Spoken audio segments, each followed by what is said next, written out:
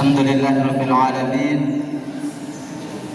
Nahmaduhu wa nasta'inuhu wa nastaghfiruh wa na'udzu billahi min shururi anfusina wa min sayyiati a'malina. May yahdihillahu fala mudilla lahu wa may yudlilhu fala hadiya lahu. Asyhadu an la ilaha illallah wahdahu la syarika lahu wa asyhadu anna Muhammadan abduhu wa rasuluh.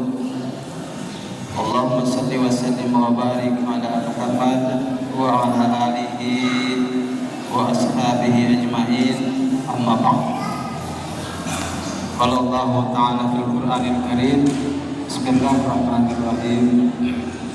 Subhanalladzi asra bi 'abdihi lailan minal masjidil haram ilal masjidil aqsa alladzi barakna haulahu linuriyahu min ayatina innahu huwas sami'ul basir. Wa qala Nabi sallallahu alaihi wasallam, as-salatu mi'rajul mu'minin.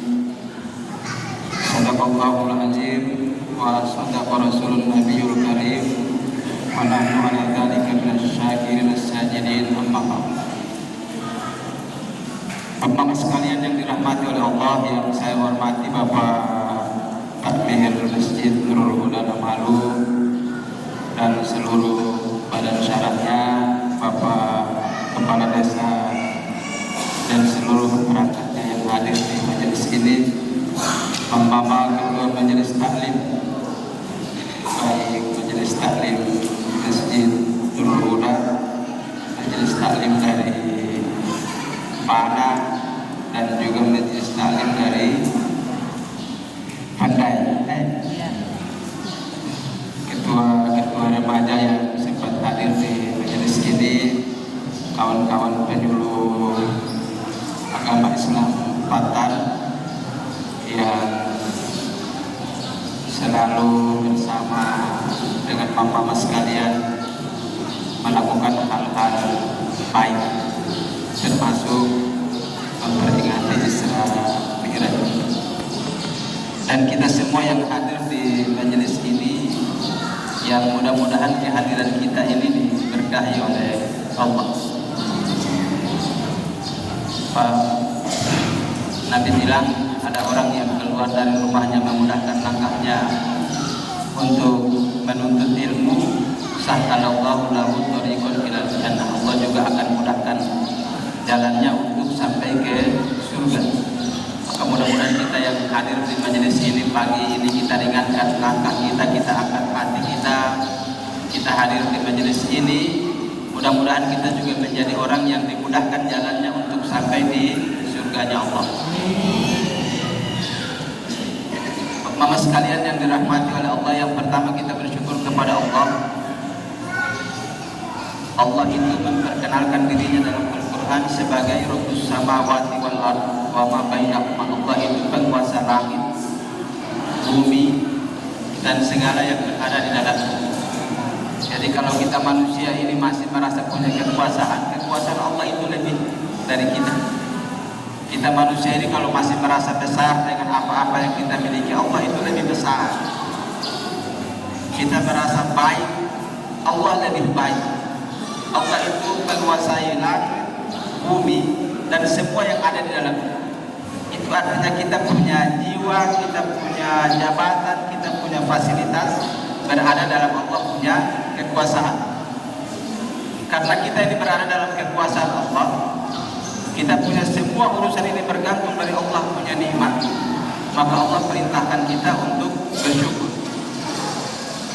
Termasuk kita bersyukur kepada Allah karena kita ini sampai ini pagi masih dikasih nikmat hidup, masih dikasih nikmat sehat, masih dikasih nikmat kesempatan dan nikmat-nikmat lain yang kita manusia ini tidak bisa hitung.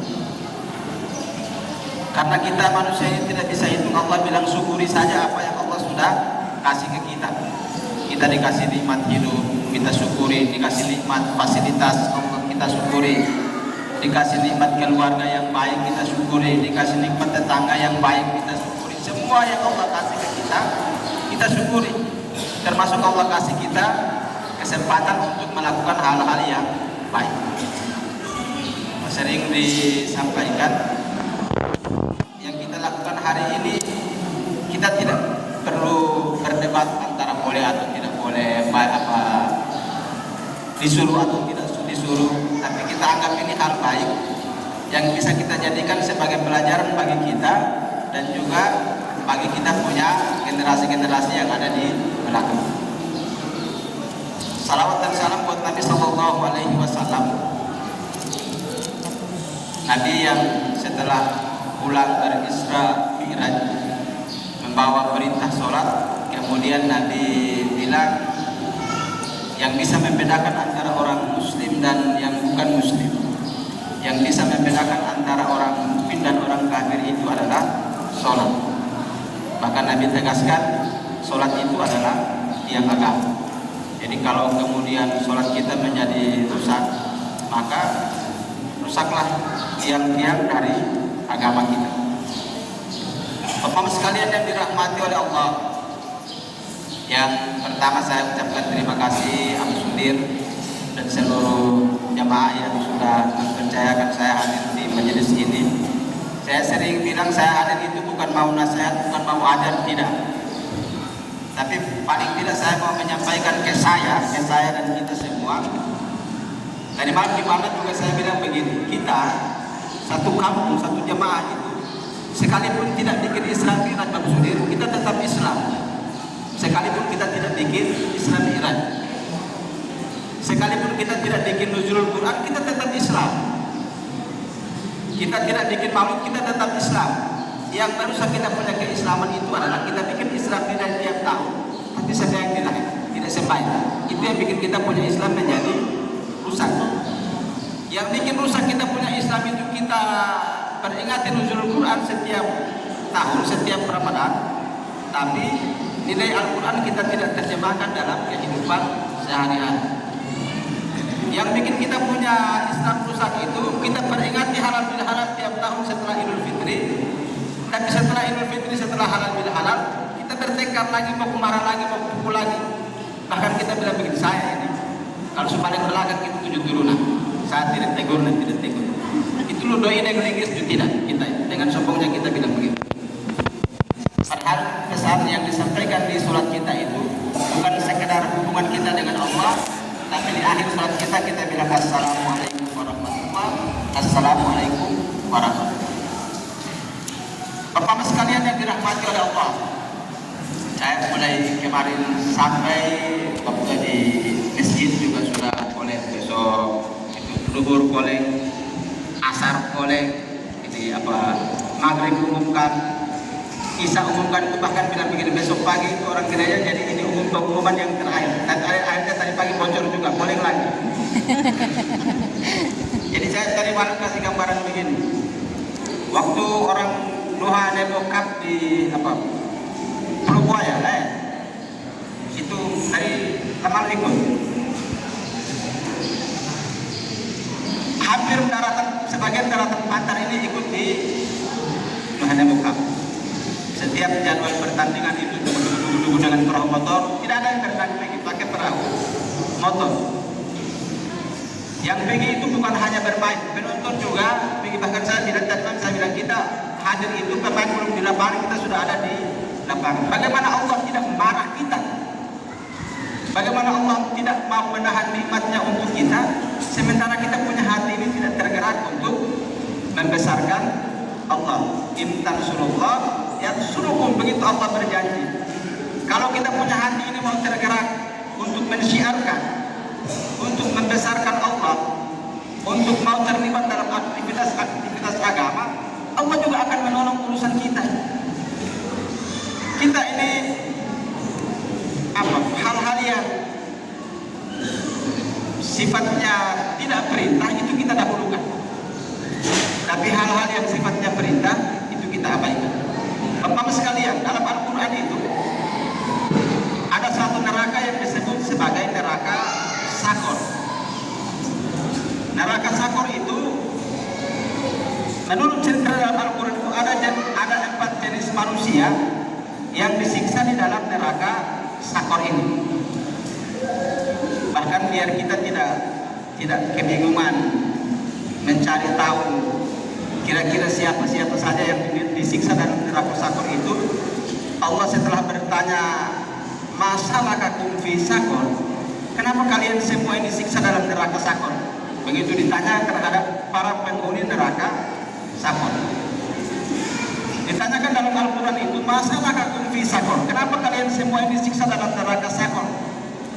Orang pertama yang disiksa oleh Allah dalam neraka sakor itu adalah lam naku minal musallin. Orang yang disiksa oleh Allah dalam neraka sakor itu adalah orang yang tidak mau mendirikan sholat. Jadi Al-Quran bilang salah satu dari 4 jenis manusia yang akan disiksa oleh Allah dengan dalam neraka sakor itu adalah lam naku minal musallin, orang tidak masuk dalam barisan orang-orang yang mendirikan sholat. Bahkan orang juga tidak sholat. Nah, kita ini peringati Isra Mi'raj setiap tahun, tapi jangan sampai yang membekas dalam kita punya ingatan itu hanya ramenya saja, hanya senang kalau bisa berkumpul rame-rame. Kita pengguna media sosial ini sangat senang karena bisa dapat foto, bisa dapat, sementara yang lain tidak kita dapatkan. Nah, ini menjadi masalah besar Bapak-Bapak sekalian. Maka saya bilang tadi, saya awali itu bukan bilang nanti tahun depan jangan bikin, tidak. Apa yang sudah membekas dalam kita punya diri sepanjang kita melakukan peringatan Isra Mi'raj. Kenapa disebut peringatan? Peringatan itu orang kasih tahu kita, kasih ingat kita. Ada orang yang merayakan, ada orang yang memperingati. Merayakan itu yang dibuat rame-ramenya, ada kegiatan pendukungnya. Tapi memperingati, kita diingatkan. Di setiap jalan-jalan besar itu ada namanya rambu-rambu. Di depan ada tanjakan, di depan ada turunan, di depan belok kiri, di depan belok kanan. Dipasang di situ setiap hari untuk mengingatkan orang-orang yang lewat. Nah, kita juga memperingati Isra Mi'raj ini untuk mengingatkan kita bahwa Isra Mi'raj ini bukan sekedar perjalanan dari Masjidil Haram ke Masjidil Aqsa, naik ke Sidratil Muntaha. Tapi yang harus kita ingat adalah Nabi pulang membawa salah satu perintah yang disebut dengan sholat ini.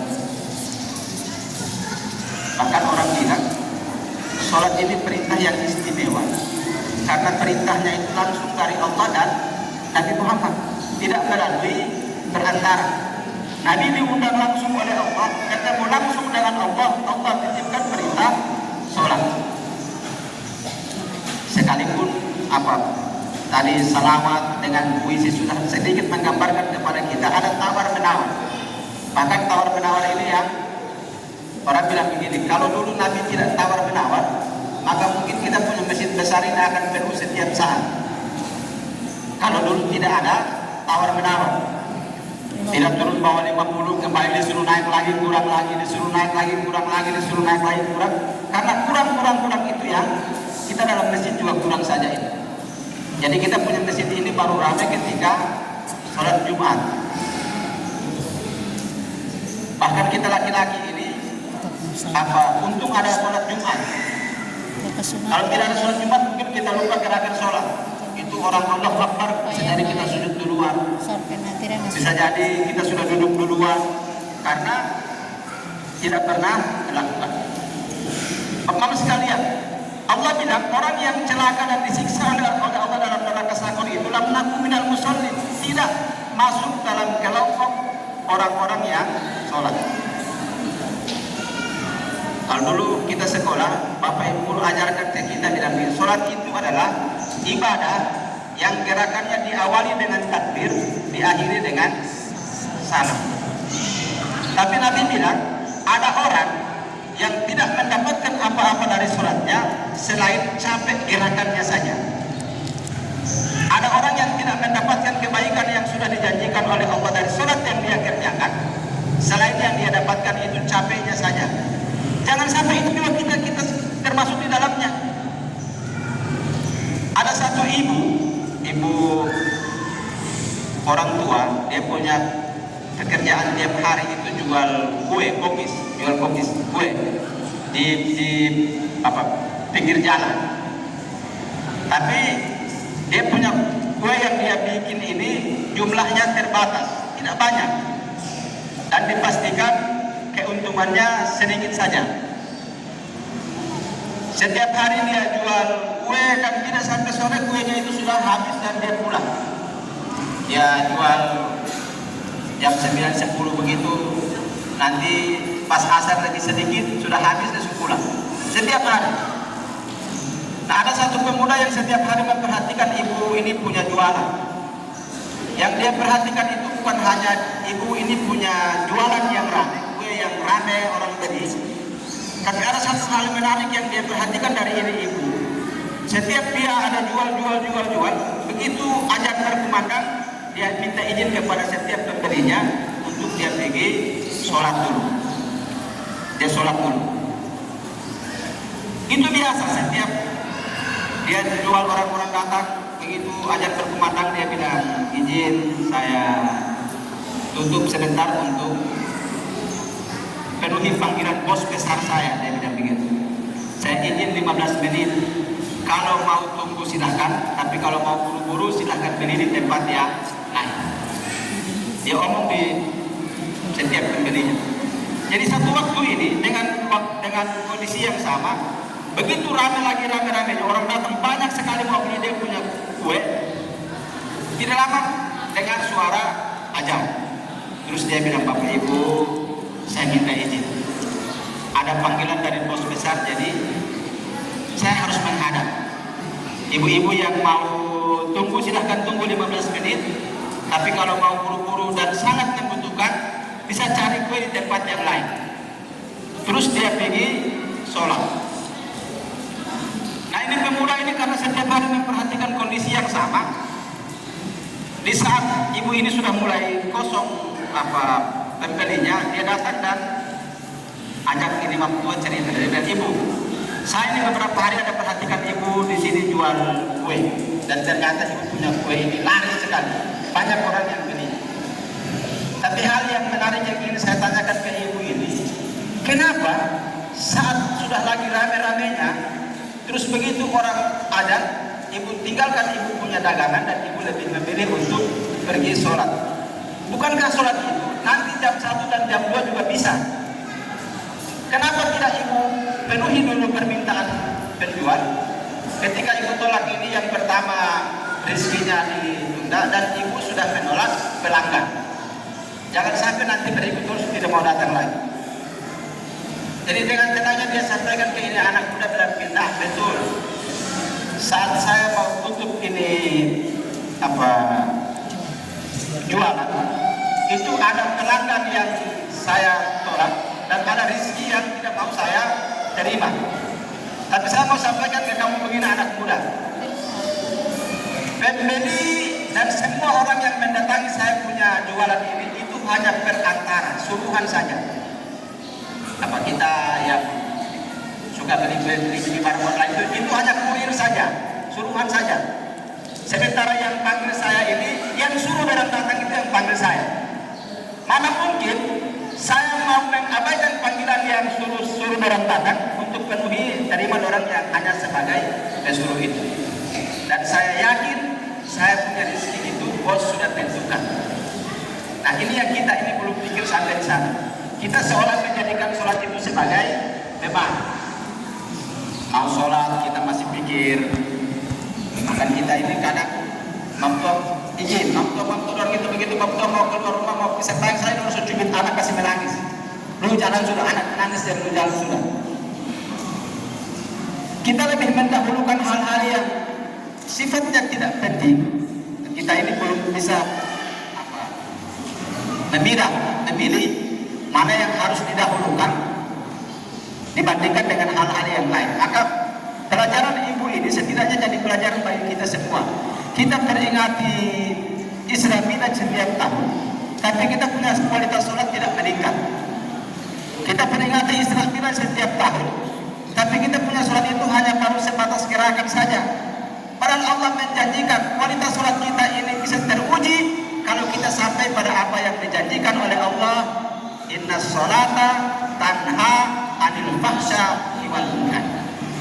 Kalau kita melaksanakan sholat setiap saat, memperingati Isra Mi'raj setiap saat, tapi kita masih menjadi bagian dari orang-orang yang menebar kerusakan di tengah-tengah kampung, maka sholat kita belum berkualitas. Kalau kita peringati Isra Mi'raj setiap tahun, sholat kita bikin setiap saat, takbir, ruku, sujud, berdoa kepada Allah, tapi kita masih menjadi bagian dari orang-orang yang menebar fitnah, orang-orang yang masih menebar kebencian, orang-orang yang masih membangun permusuhan, orang-orang yang masih membangun kubu-kubu di tengah-tengah kampung, maka sholat kita belum berkualitas. Kita peringati Isra Mi'raj setiap tahun, maka kualitas kita harus meningkat setiap saat, sampai pada kondisi yang dijanjikan oleh Allah, tanha anil fahsya iwal munkar. Kita bisa menjadi bagian dari orang-orang yang mengajak kepada kebaikan dan mencegah kepada kemungkaran. Tidak salah ketika Allah bilang begini, fawailul lil musallin. Kita yang sholat ini bisa celaka dengan kita punya sholat. Tidak salah Allah bilang begini, gerakan-gerakan yang kita lakukan, yang kita sebut sebagai sholat itu, kita anggap sholat, tapi kita bisa celaka dengan sholat, ibadah sholat yang kita kerjakan. Kita angkat tangan, kita bilang begini, Allahu Akbar.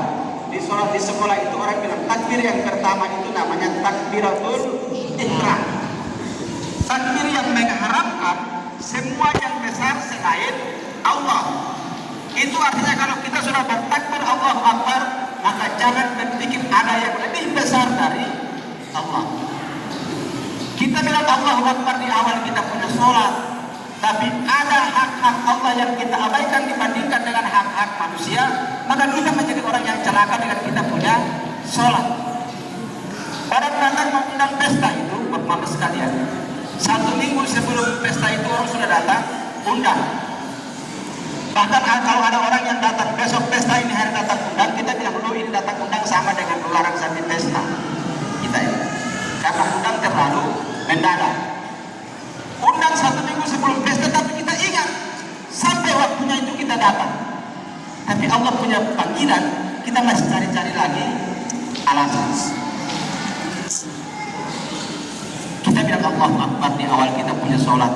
Setelah kita mengucapkan Allahu Akbar, kita berikrar lagi, inna sholati wa nusuki wa mahyaya wa mamati lillahi rabbil alamin. Ya Allah, semua yang saya lakukan di muka bumi ini, saya punya aktivitas sehari-hari, saya punya urusan, saya punya ibadah, bahkan saya punya hidup dan mati ini lillahi rabbil alamin.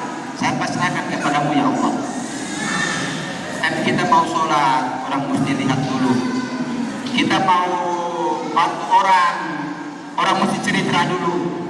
Kita mau tolong orang mesti kasih besar-besar kita dulu. Kita jadi orang-orang yang celaka dan kita punya sholat.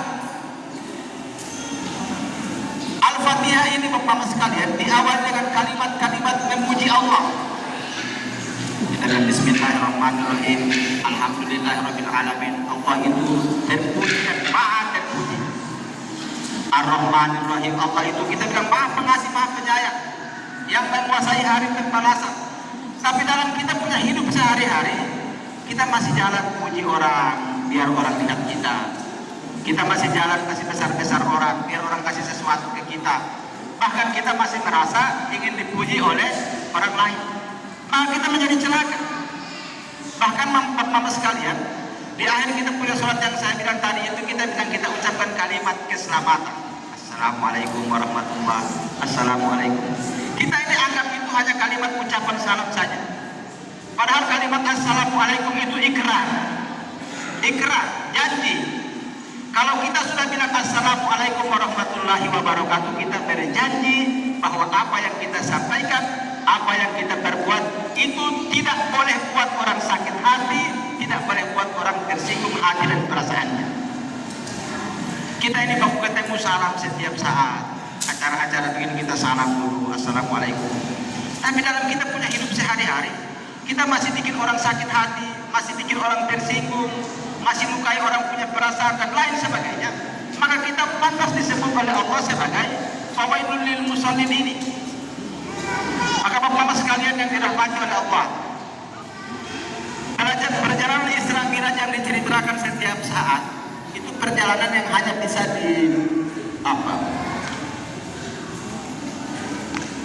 dikaji oleh orang yang punya kualitas keimanan yang tinggi. Dan kita menjadi bagian dari orang-orang yang mempercayai hal itu setelah Abu Bakar As-Siddiq mempercayai bahwa Nabi melakukan perjalanan yang sungguh sangat jauh tapi dalam waktu yang singkat.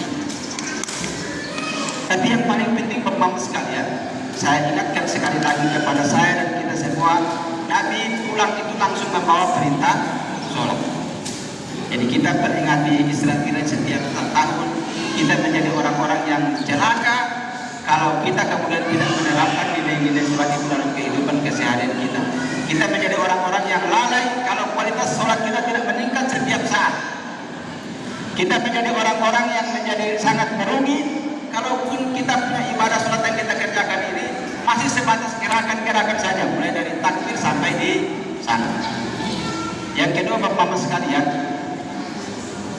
apa latar belakang cerita Nabi berisra mi'raj itu, Nabi dipanggil oleh Allah ketika dia sedang sedih, sedang punya masalah, sedang diuji oleh Allah. Itu artinya pelajaran bagi kita semua, saat diuji oleh Allah apapun bentuk ujiannya, tidak ada pilihan yang lain selain mengadukan urusan kita kepada Allah.